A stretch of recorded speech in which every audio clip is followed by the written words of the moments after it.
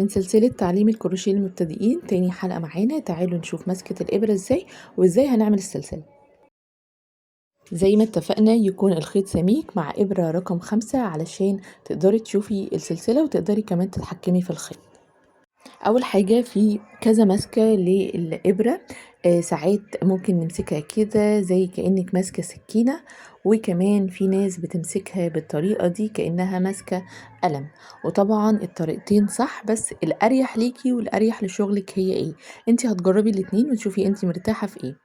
تعالوا نشوف بقى الخيط هنعمله ازاي. هحط الخيط كده على الإبرة بالشكل ده، والناحية التانية بمسك الخيط بالشكل ده وصباعي كده عليه ملفوف الخيط ده، وبالصباعين دول بمسك الخيط اللي تحت، شايفين اهو بالشكل ده.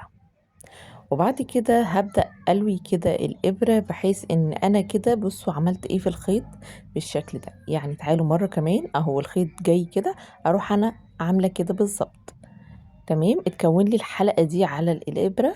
هبدأ أمسك، شايفين الخيط القصير ده، هبدأ أمسكه كده من عند الإبرة وهلف الخيط اللي جاي من على الصباع ده، وهبدأ أسحب كده الخيط بالشكل ده وأخرجه من الحلقة اللي أنا عملتها.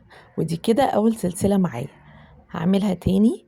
هبدأ أمسك الخيط القصير بالصباعين دول بالشكل ده كده، ومعايا الإبرة طبعا على الإيد اليمين، وهمسك كده الخيط أهو وبعمل الصباع كده بالظبط، شايفين بالشكل ده. وهبدأ أمسك بالصباعين دول هنا، وبعد كده هبدأ ألف الخيط على الإبرة بالشكل ده وأسحب بالحلقة اللي اتكونت معايا. شايفين اتكونت الحلقة تانية.